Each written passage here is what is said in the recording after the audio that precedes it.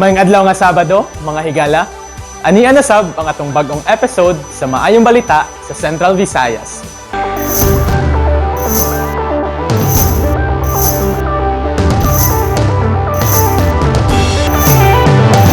National Housing Authority nang hatag og housing assistance sa 1,000 ka mga benepisyaryo sa Lapu-Lapu City. Anaa sa 1,000 ka mga kwalipikadong benepisyaryo sa Lapu-Lapu City ang nakadawat og housing assistance gikan sa National Housing Authority o NHA.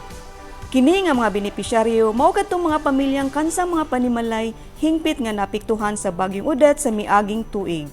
Ang maong housing assistance nagkantidad og 10,000 pesos ubos sa second tranche sa Emergency Housing Assistance Program nga gipatuman sa NHA. Pasalamat ako dako kay ang among balay wa pagadin taon manuman dako makaikuang kanila ko na nagikatabang aron hinahinaya na mo pud og balik sa naandan ang among gipuy-an hindi na taon kami matuluan kay sa pagkakaron magbaha pag yun matulo pag yun mayo ato. Ang pag-apod-apod niini gipanguluhan mismo ni NHA General Manager Jobentay, inubanan nila ni DILG Secretary Binhor Abalos ug Lapu-Lapu City Mayor Jonard Chan. Kaning 10,000 na gihatag sa government kay dako kani siya tabang especially sa mga tao parehas namo nga kanang nag-recover pa jud sa bagyong Odette and kanang hopefully nga kaning programa sa government kay dili gapon maundang. Gawa sa Lapu-Lapu City, ang NHA nang hatag usab og housing assistance sa laing lungsod kung diin anaa sa 500 ka mga benepisyaryo ang nakadawat dito sa Carcar City ug laing 500 nga mga benepisyaryo usab ang natagan didto sa Naga City. Alang sa Maayong Balita sa Cebu, ako si Hazel Gloria. Kapin 3,000 ka mga lumulupyo sa Negros Oriental nakadawat og ayuda gikan sa DSWD. Kapin 3,000 ka mulupyo sa Negros Oriental ang nakadawat og cash aid gikan sa DSWD pinaagi sa ilahang programang Assistance to Individuals in Crisis Situations. Nahitabo ang pag-apod-apod sa ayuda kaniadtong ika-20 sa Nobyembre sa Dumaguete City kung diin guest of honor si Senator Amy Marcos. Niapil sab ang senadora sa paghatag og ayuda kauban sila DSWD 7 Regional Director Shalane Lucero, Governor Roel Digamo, Vice Governor Guido Reyes ug Pamplona Mayor Janice Digamo. Ngayon naman, ang mga bilihin, ang presyo ng gulay, sobrang mahal. Pati yung ating mga gulay, lahat ng pagkain. Gusto natin ibalik itong ayuda. Direktamente tulong sa tao. Nikabat sa 9 million pesos ang balor sa kwartang gihatag sa DSWD sa mga benepisyaryo sa AIX. Dawat ni sila og 3,000 pesos each. This one is pagtubag sa other needs na no? Kaya ang atong AIX program naatay para education, para burial, naay food, para medical and transportation. Ang ikaunom, gitawag nato siya other needs na makatubag sa ubang panginahanglanon. Gikalipay ni Marcelina Adalid nga taga-Dawin ang nadawat na ayuda. Dagan gihapon kayo sa lang kay makapalit na kong maintenance. Gigan dinhi sa Dumaguete City og alang sa Maayong Balita sa Negros Oriental, ako si Roy Anthony Lamotan. Ani ay usa ka biodiversity complex ang gipasundayag didto sa Bohol. Ron katambalan ang nagsalimuang nga panahon, nagkadaghan ang mga nagka-interes sa pagpananom. Apan may mga kahoy nga abi na tuog na puuna, pandiay ani apa. Pananglit, kisumbing gisok, kahoy nga sa Pilipinas kuno, wala na. Apan sa Bohol, ato pang makita.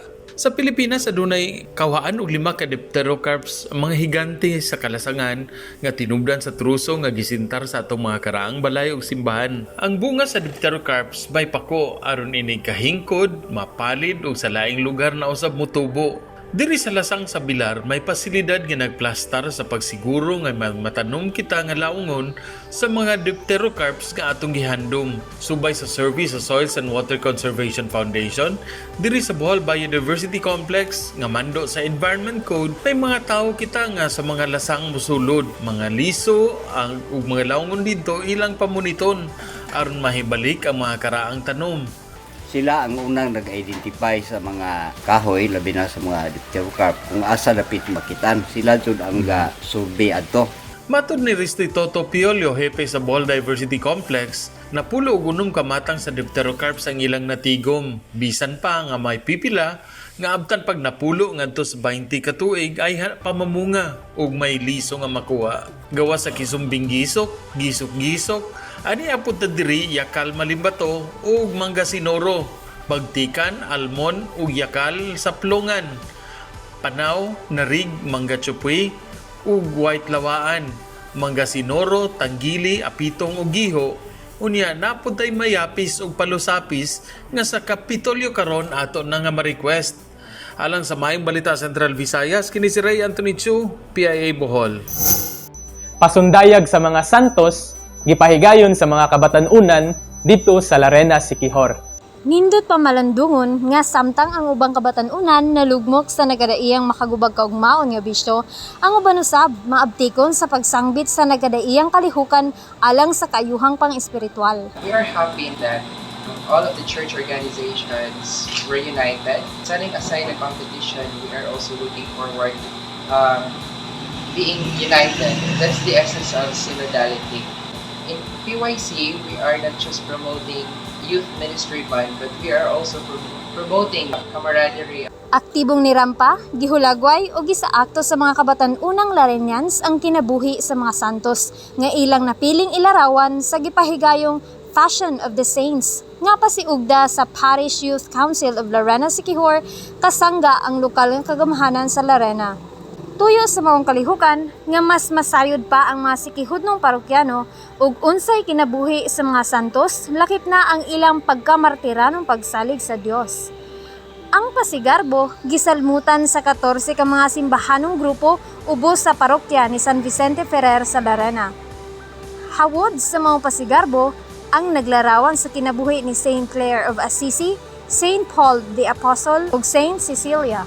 The main objective of this event, and to be aware, is to be inspired to follow the footsteps of being holy and acceptable. Nagpapuna, pinaot ko nga sa pagpasundaya sa atong mga pasyonista, mga katong puta o mga leksyon nga nung manahimong santos, ang mga santos ay nag-iportrito ang hapuna. O nga, hinapunta na dili lang karon mahimo kini activity nga kundi hangtod sa hangtod. Alang sa Maayong Balita sa Siquijor, ako si Nina Rose Oxo. Nalingaw ra ba mo sa atong episode today? Adun na ba mo'y nakatunan ni ini?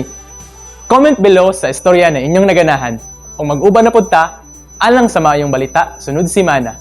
Alang sa dugang detalye, bisitaha ang musunod.